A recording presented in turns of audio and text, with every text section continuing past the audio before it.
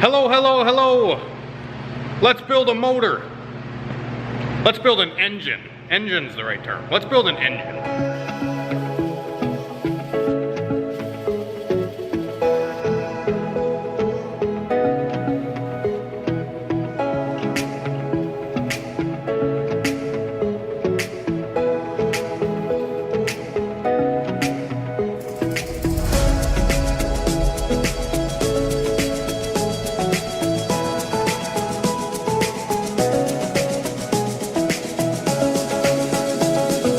Alright guys, so today we're going to be putting together the 6-liter for the Cavalier.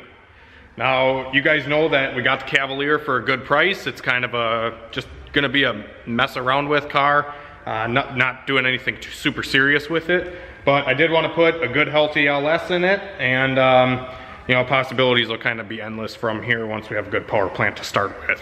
So I picked up this iron 6-liter.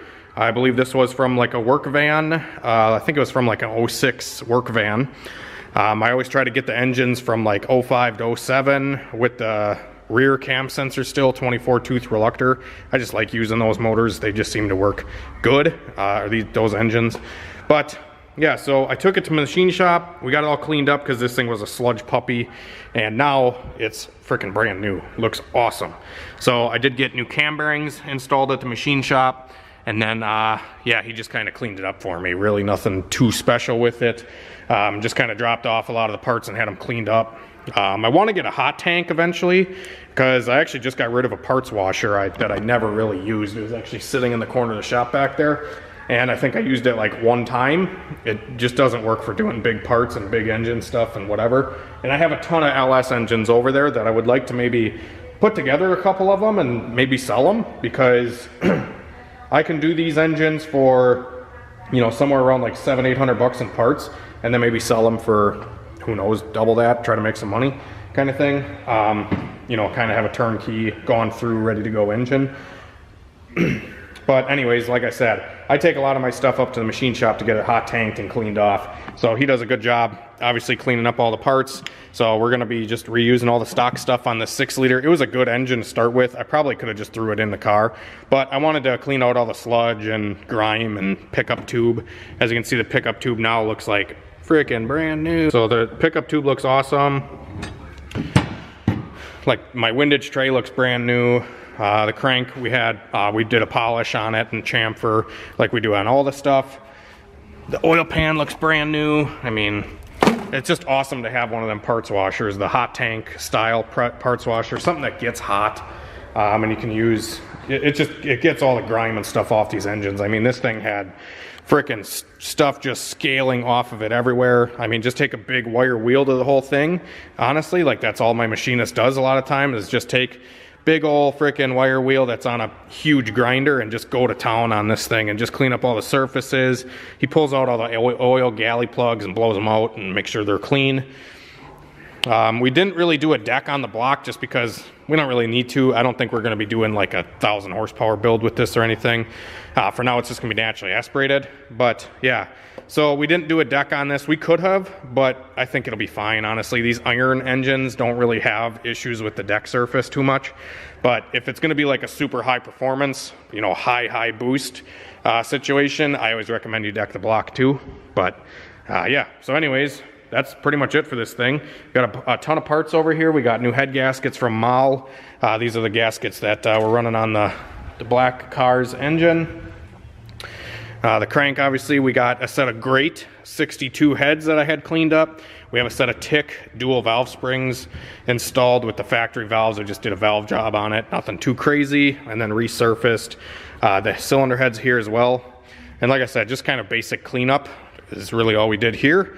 But we're not running the 317 doorstep frickin' heads. Those are actually sitting over here, the heads that came off of this engine. I pretty much just use these cylinder heads for a doorstop. I don't usually use them at all just because they're a lower compression cylinder head and you can really gain a lot of power just by throwing a stock, you know, 4.8 or 5.3 cylinder head on, which that's what I have over here. So these 862s were off of a locked up 4.8 that I got over there. So the bottom end on the motor was junk, but the heads were still good. So that's what we're doing with these heads. You know, just kind of throw them in, we'll get a little bit more compression with these cylinder heads. And yeah, sometimes you'll run into valve clearance issues depending on your camshaft and stuff like that, depending on what cam you're using with what head. So you got to make sure that you're not messing anything up there. All our lifter bores are nice and clean. Yeah, so we're gonna get to this thing. I don't know how much I'm really gonna film of it, but I want to get this thing together and you know, just get it assembled so we can get the Cavalier build underway. I just did a quick hone on the cylinders. That's a dingle ball with WD-40. Looks awesome. So yeah, these are really dull cylinder balls, and I had, you know, my machinist just lets me borrow his dingle ball hone and do that instead of charging me money. He likes to save me some money, so I like that about him. But yeah, I can just stare at this engine, man. It looks awesome. I can't wait to put it together. So let's get to it. Let's quit talking. Like I said, I don't know how much I'm really going to film of this process, but I do want to kind of bring you along for some of it. We have the crank here, obviously, just stock stuff, stock rods and pistons. We're going to do new bearings on it, even though, I mean, these bearings look really good. Like, we could throw them right back in. The only reason I'm not throwing them right back in is because these parts all went through the hot tank with the bearings in them. So I think these bearings, you know, they're a little bit, they're just not great now that they ran through that hot tank. So I'm going to take them all out and we'll put all the new rod bearings in, new main bearings. Even though my machinist saved the main bearings all in a box and he marked them for me to, you know, throw right back in. But honestly, he charges me like $30 for a set of bearings, so I can't really beat that. I think it was 30 bucks for the mains and like 12 bucks for the rod bearings. So why not? Just freaking put new ones in. If I had to wait for bearings, then I probably wouldn't want to do that. I would probably just reuse them, but since they were at my machinist, and same thing with the head gaskets, like I could reuse the head gaskets, or I could spend $38 on head gaskets and just put them in. So that's what we're gonna do. I mean, copper coat's like 15 bucks. So if I want to copper coat a set of head gaskets, I gotta go buy the copper coat, which is a lot harder to find now, realistically. I like the paste. It's a little bit trickier to find now. But yeah, I could do that on the old gaskets, but I like to, I don't know, I just want to use the new stuff. I've had really good luck ever since I did the Shove Stang's third engine. I did a bunch of junkyard stuff and it worked really well for a while, but I'm really hard on stuff now, and stuff works a lot better for me when I got just a couple bucks into it. And realistically, like I told you guys, I'll probably have like 750 bucks into this whole engine when I'm done, including the machining, buying the engine, the cam, the valve springs. I might be a little bit more than that. I'll probably be 1,200 bucks into this motor. I forgot about the valve springs and the head work. But I mean, realistically, it should be a trooper for a long time to come.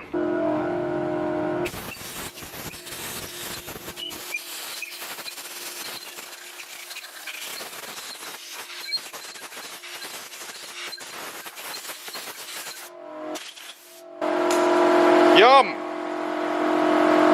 I feel like I got some schmagmite on the lens. I did. Schmagmite.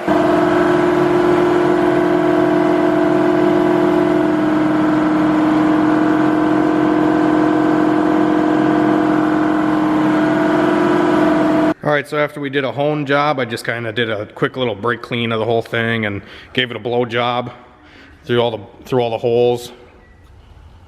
Just blow out all the holes and then just wipe it down again. And now we're just going to chuck the main bearings in. And then we'll chuck the crankshaft in. And yeah, just...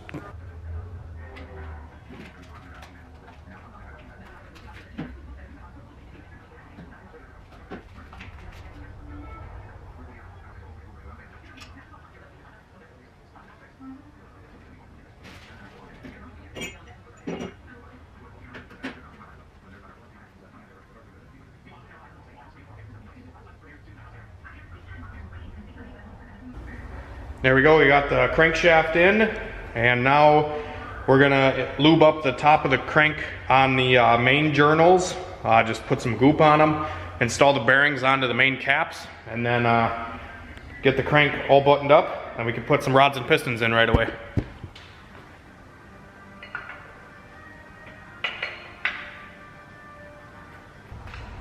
So this is interesting. I'm going to put the main bearings into the caps the crank caps here, the main bearing caps.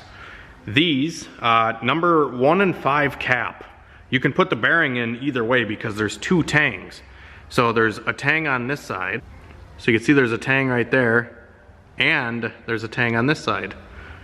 I don't know if I even noticed that on my L33 when I put it together, but I don't know what way the bearing's supposed to go. I'm assuming that it's gonna be all the same on all the other ones. So I'm just gonna follow that procedure where the tangs are gonna be on the opposite sides of each other. So if the tang on the block side is towards, say, the outside of the engine, we're gonna put these tangs towards the inside so the tangs aren't on the same side, because that's how the middle ones are. So I'm gonna follow that on the outside. I don't know if it's the way to do it or not. Typically on the rods, the tangs are always gonna be on the same side, but yeah, I don't know. I don't really think it matters too much, but that's just what we're gonna do. I'm gonna call my machinist quick actually and just ask him his opinion on this. He's put 100 of these together, so he'd probably know, and I'll get back to you guys what he says, tells me what to do, because I'm genuinely kind of curious now.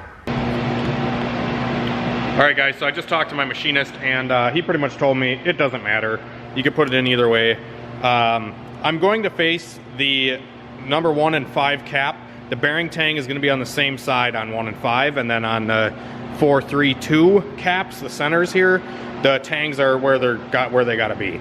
So if you're looking at the engine upside down here, you know, with the crank facing, you know, we're looking at the front of the engine here, it goes 1, 2, 3, 4, and then 5. So this one, the back cap has to have the ears facing in, and the number 1 cap has to have the ears facing in, and these all face in until you get to number 5, then it goes backwards. So that's another thing. Yeah, we're gonna chuck the bolts in here, get the main caps all torqued down, and then it's on to putting some rods and pistons in. But this thing, just the caps, the way they slide down, everything just fits super nice. Especially after you clean the stuff and you do, you know, get it hot tanked and just kind of make sure all the parts are, you know, clean. I swear, it just goes together better. It works better. It just works better, in my opinion. Alrighty, I got all my bolts torqued for the main caps. Around 60 foot-pounds for all these cap bolts. I just torque them too because they're reused factory bolts. If we had brand new factory bolts, we'd probably do the torque to angle thing, but since these bolts are reused and stretched and whatever, that's just what I do and it works fine. So did that, and then like 20 foot-pounds on the outside bolts, the cross bolts here.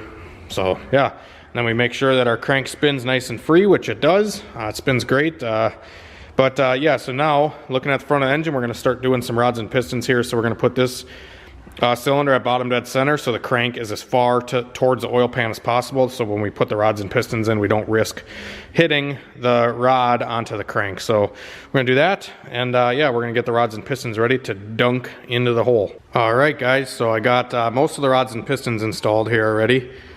Everything's looking really good. I'm going to put the last 2 in right now and kind of do a little video of me putting them in. So just taking the rod cap off of the rod here, take each bolt out. We'll pop the old bearings out, put our new bearings in, and then get the bearing crank side lubed up, and then we'll pop it in with my 4-inch bore piston ring compressor, which they're a game changer, guys. Instead of using the spring type or the ratcheting type ring compressors, these tapered ones are freaking amazing. So I'm just wiping up the surface here, getting any of the oil off of the rod, you know, just making sure that it's nice and clean. Grab my new bearing, pop it into the rod, grab some lube. Well, we could take the cap here. We'll take the cap and we'll do the same thing, pop the old bearing out. We'll do that on both of the rods.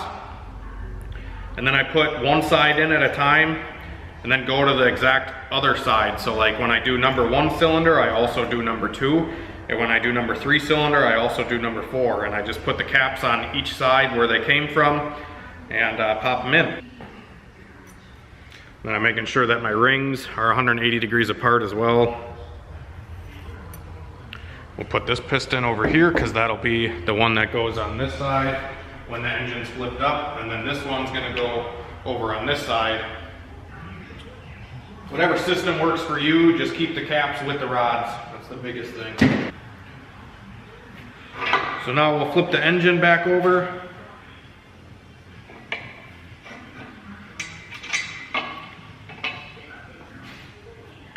Put this side in, make sure our rings are away from each other. Boom, boom. Feed the ring compressor through the piston here. Once again, just double checking them rings because they'll get you. My bearing is lubed. And slide it through. I lube the cylinders with engine oil too. And then just literally push it in with your hand. It's super awesome to have these ring compressors. So these rings are away from each other as well. I'm not checking the ring gap on this motor. I mean, I probably should just to check it. I'm gonna fine. Just gonna check one of them because I'm just curious. But this engine came apart running, so I mean, I don't know why it'd be bad. You know, as long as they're not like extremely tight, which this engine's not going to be big boost or anything like that. It's going to be naturally aspirated for the most part, but I just want to check just for the hell of it.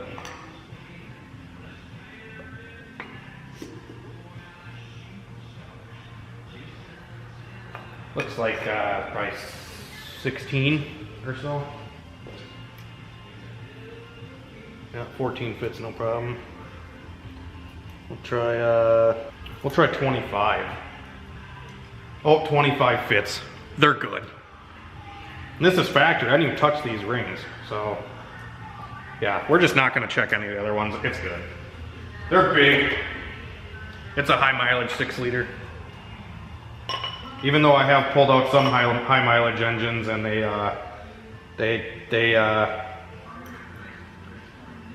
have really tight ring gap. But I think this one's a trooper. Nice and big ring gap just in case we decide to spray it, or you know, a little turbo or supercharger or something. Oop, I don't want to put my shirt in the motor. Make sure the dot faces towards the timing cover. Oop, what are we hitting here?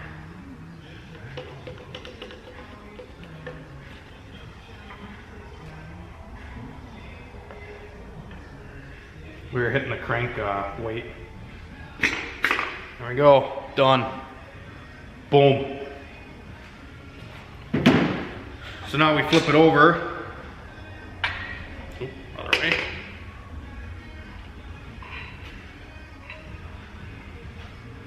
Man, these iron 6-liters are freaking heavy.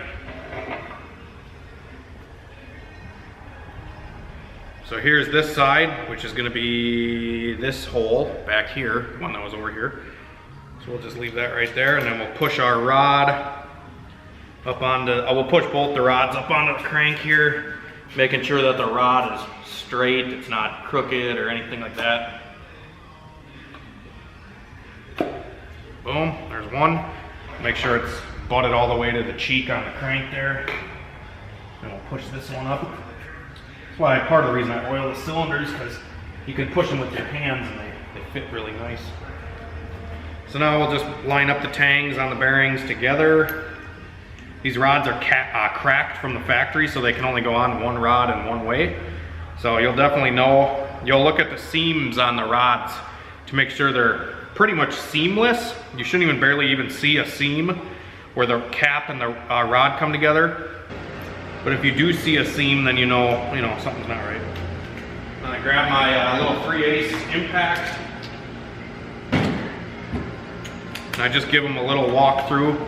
Walk the bolt down, walk it down, walk it down. One little burst. All right. Torque wrench, 48 foot-pounds. We'll get it nice and snug, and then come back through and clicky-doo-dah, nice and snug, clicky-doo-dah, Clicky doodah. Done. Double check them. Clicky doodah. Clicky doodah. Clicky doodah. Clicky doodah. Alright, send it. I mean, I really don't think we need the torque wrench for much else other than the head bolts. So, we'll put that aside for now. And there we go, the bottom end is pretty much done. Make sure she spins good with the ratchet. Oh yeah, like butter. Look at that. Hell yeah.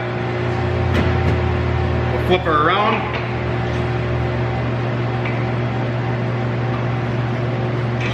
Give her another spin so we can look at it. Just look at it, you know? Oh yeah, look at that. Them pistons come right to the top. I like that. Right to the top. And right to the top. Okay, done. Throw in the car. Okay, so next, we could probably put the cam in, or we can button up the rest of the bottom end. I mean, the cam is way more fun, but I feel like we should button up the rest of the bottom end, like the windage tray and the pickup tube and the oil pump and all that kind of stuff, but we also need to do that. We also need to put the cam in to do a lot of that stuff, so we'll put the cam in. All right, guys, so I'm putting the cam in right now. Got it all gooped up, as you can see here. And yeah, just walking her in, nice and easy with the water pump bolt.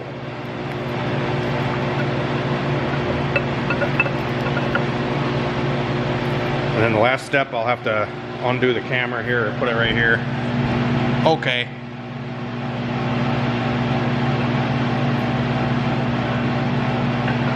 There we go, cam is in.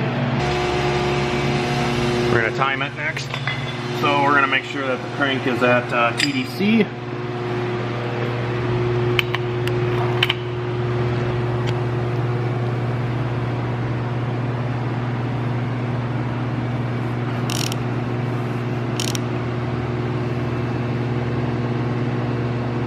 Right there.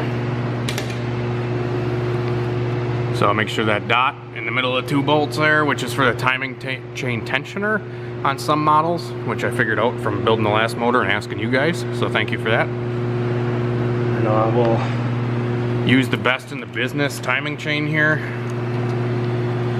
the original one that came with it. I don't ever replace the chains, I don't know why, I just don't. And then we'll put this on there, we'll spin her around until our dot is right there. Like right about there. Okay. So then we'll pull this back off. We'll grab a bolt before the cam falls through the engine. These look like cam bolts. Sure. Yeah, we need a cam retaining plate, Hunter. You're dumb. Pull it all apart. First is the cam retaining plate, kids.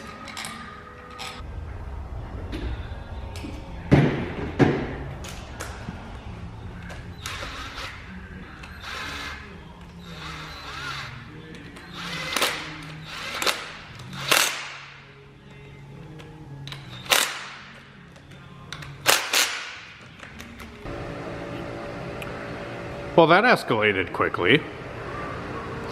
We got a complete 6-liter here with 862 heads, a sloppy stage 3 camshaft, and yeah, we're gonna feed her the onions in a Chevy Cavalier. So, sorry guys, sometimes a guy just really doesn't feel like filming, because when I film it takes up a ton of time and it takes up sometimes I just want to be productive and I don't want to film. And if you guys want to know how to build an LS engine, I have a ton of videos on it. But this thing's going to be a ton of fun, I really hope. And we're just going to send it and just make a ton of fun, naturally aspirated, see how long it takes for us to get bored. And then maybe we'll spray it with nitrous or we'll put a turbo on it or something stupid. But for the time being, this thing is awesome. I put a set of Morel push rods in it, or not push rods, Morel lifters. We running the stock Push rods, stock rocker arms, no trunnion upgrade, nothing crazy. Stock head bolts, all the way around. I torqued them all to 77 foot-pounds precisely. This factory reused head bolts, I just reefed the shit out of them and they're fine. Yeah, and then rocker arms, like I said, they're all stock. I got all the sensors in, cam sensor, oil pressure, crank sensor. I got to get a coolant temp sensor for it, which I probably have in my parts pile back there. I just got to chuck that on. I got the balancer on, just heated it up with a torch and pushed it on and impacted it immediately. I got the front cover gasket. I reused all the gaskets on the front cover and the rear cover, just kind of maybe gooped up a couple spots where the gasket was peeling from the metal a little bit. But other than that, I mean, this thing went together really good. I got the oil pickup tube. I reused the oil pickup tube seal because I can't find my new one that I had. For the life of me, I looked everywhere. That took up a good like half hour. But I couldn't find the pickup tube seal, so I'm just reusing the old one. I put some goop on it and it seems to fit okay.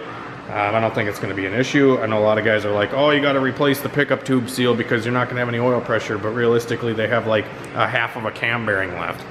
So they blame it on the pickup tube seal. But anyways, yeah, I still got to get a ton of stuff for this thing. I don't know if I'm just going to run the stock truck throttle body or what I'm going to do for injectors or fuel rails or bolts or intake gaskets. I have none of that stuff. I mean, there's a lot of little stuff yet that I have to do to this engine before that we can get it running. Obviously, we have to fit it into the Cavalier, which is another thing. So I have some mounts and I have test fitted a couple engines, but I want to run the stock truck pan. I don't want to go spend $200 on a pan. So I feel like I'm just going to make a set of mounts that raise the engine up high enough so it clears the factory steering rack, or the steering rack that's on the Cavalier. So yeah, I'm gonna end up just welding some mounts to make this thing fit into the Cavalier, and we're gonna run the TH350 transmission, and I have a FTI 4000 RPM stall converter for it, so it should just have a ton of grunt. Down low, when you get into the loud pedal, it should wake up pretty good with that converter, and the transmission's got a very minimal loss because it's a Turbo 350 tranny, so I feel like this is gonna be a really fun all-motor car. Depending on what type of headers I can run, I don't know what I'm going to do. If I'm just going to run the stock truck manifolds and just cut them so they fit the car, or if I'm going to try to find a set of long tubes that'll work. I think that'd be really cool too, but I don't know what we're going to do yet. Like I said, don't get ahead of myself. I'm just going to try to get this engine, now that it's together and ready to go, I'm just going to try to get it into the car and weld some mounts and get the tranny cross member figured out, drive shaft, all that stuff. And then we can move on to all the little stuff. Throttle cable, injectors, fuel lines, all that. So, have a great night and a better tomorrow, guys. Thanks for watching the video. If you haven't subscribed already, consider subscribing. Hit the like button, and we'll be out of here and come back tomorrow and keep wrenching. So, have a great night, better tomorrow. See you later.